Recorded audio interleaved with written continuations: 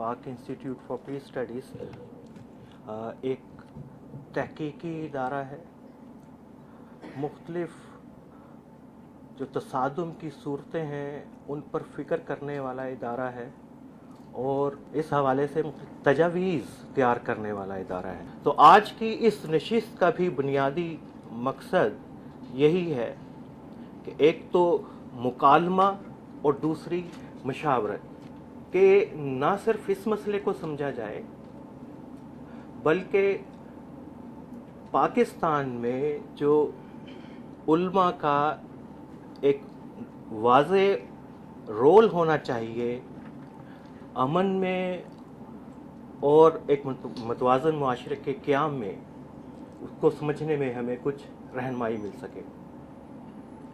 ये जो सेमिनार मुनाक़द किया गया है, ये काम भी अच्छा है और इसकी ज़रूरत भी है। आप हज़रात को पता है कि जब तक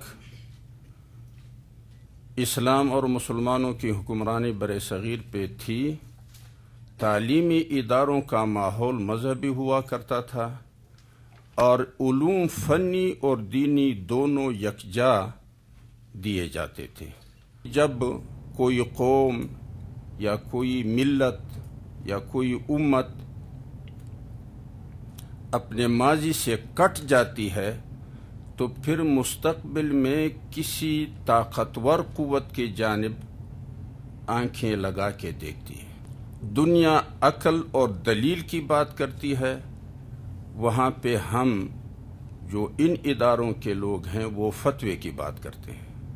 अब दलील और फतवे में बड़ा फासला और फ़र्क होता है। इंतहाई अहम मौजू पर एक बरवक्त सेमिनार का एहतमाम किया गया है। पायदार अमन के नुक्ता नज़र से और एक सही मुतवाज़न मुआशरे के नुक्ता नज़र से देखें तो वो सिर्फ इस्लामी निज़ाम के ज़रिए ही कायम हो सकता है। हम पुरअमन और मुतवाज़िन मुआशरे की तलाश में हैं। हमारे उलमा सिर्फ मदरसों और मेंबरों महराब से नहीं बल्कि पाकिस्तान की सारी सूरत हाल पर नज़र रखते हैं। इस सूरत हाल में उलमा की क्या जिम्मेदारी बनती है, ये सवाल भी है। इन हालात के इस हद तक पहुँचने में हमारे मजहबी तबक़ात का कोई किरदार था या उनकी जिम्मेदारी है। फिर ये कि इसको दोबारा अमन की सूरत हाल कायम करने में उलमा क्या किरदार अदा कर सकते हैं। अमन और अमान का मतलब ये नहीं है कि मैं दहशतगर्दी के मुकाबले में अमनियत आ जाए, चोरी के मुकाबले में नहीं। अमन और अमान बड़ा वसी मौजू है। हर चीज़ में हमें अमन और अमान की ज़रूरत है। मसलन जान और हैसियत का अमन, इंसान की जान को सिर्फ ये नहीं है कि वो महफूज नहीं है, अगर किसी की हैसियत पर फ़र्क आ रहा है तो वो भी इस्लामी माशरा और मुतवाज़न माशरे के लिए ज़रूरी है कि उसकी हैसियत भी महफूज रहनी चाहिए, उसकी जान भी महफूज रहनी चाहिए। ये जो मुख्तलिफ हमने मौज़ूआत को तकसीम कर दिया, मसलन तौहीद अहले हदीस मकतब फ़िक्र ने ले लिया, रिसालत का मसला बरेली मकतब फ़िक्र ने ले लिया, अहले बैत को शिया ने, ये जो तकसीम हो गई है ना, ये तकसीम ख़त्म होनी चाहिए। अफ दरगुजर हमारे पास नहीं है इस वक्त, चाहे हमारा बच्चा ही हो ना, चाहे हमारे भाई हो, हमने अफ और दरगुजर को छोड़ दिया है। अवामी सतह पर ऐसे इज्तिमात मुनक़्क़द किए जाएँ जिससे तमाम मकातिब उलमाए किराम बैक वक़्त खिताब करके मिली गियाजहती का अमली मुज़ाहरा करें। बुनियादी तौर पर बहुत सारी चीज़ें ऐसी हैं कि जिनमें हम अगर उन उन्वानात की तरफ जाने की कोशिश करेंगे कि जिन उन्वानात में अदम बर्दाश्त की वजूहात निकलती हैं तो हमारी गुफ्तगू जो है वो किसी नतीजे पे नहीं पहुंचेगी। हम नाम नहीं लेते लेकिन हम में भी शूदर हैं। सरकार दो अलैहि वसल्लम की एक हदीस मुबारक का मफ़हूम मैंने पढ़ा जिसमें था कि अफजल तरीन निकाह वो है जो बाप बेटे का पढ़ा है और पसंदीदा जनाजे की सूरत यह है कि बेटा बाप का। इस मयार पे आप माशरे को ले आइए,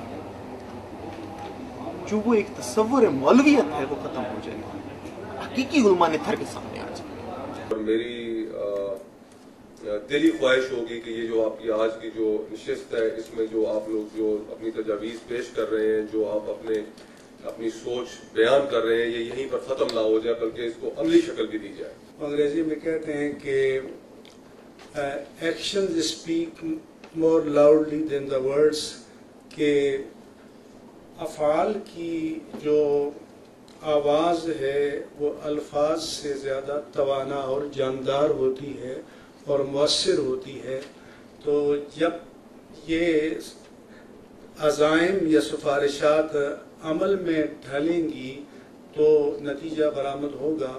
میرے نزدیک اس وقت جو مسئلہ ہے ملک کا جس سے ہم دوچار ہیں وہ بڑا گمبھیر ہے، اور عمودی اعتبار سے، افقی اعتبار سے، گہرائی اور گہرائی کے اعتبار سے وہ ہمارے معاشرے میں پینیٹریٹ کر چکا ہے، نفوذ کر چکا ہے.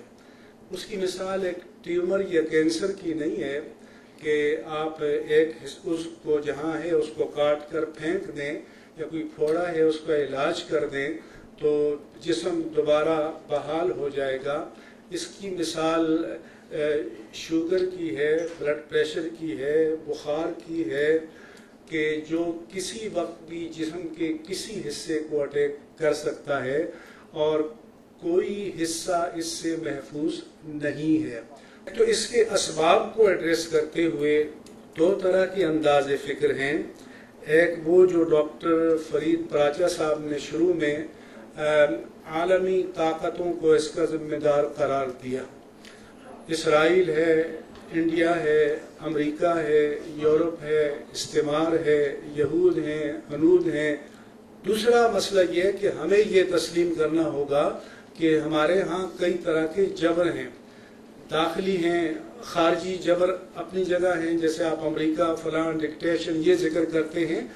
داخلی جبر بھی بہت سارے ہیں، اور ہر مکتبہ فکر کا اپنا بھی ایک جبر ہے. ایک ہی راستہ ہے کہ ایک طویل المدت قومی ایجنڈا بنایا جائے اور پوری قوم اس کی پشت پہ کھڑی ہو، اور اس کو جماعتی گروہی مفادات، وقتی سیاست اور اپنے اقتدار کو طول دینے کا ٹول بنانے کا جو سلسلہ ہے اس سے بالا تر رکھا جائے.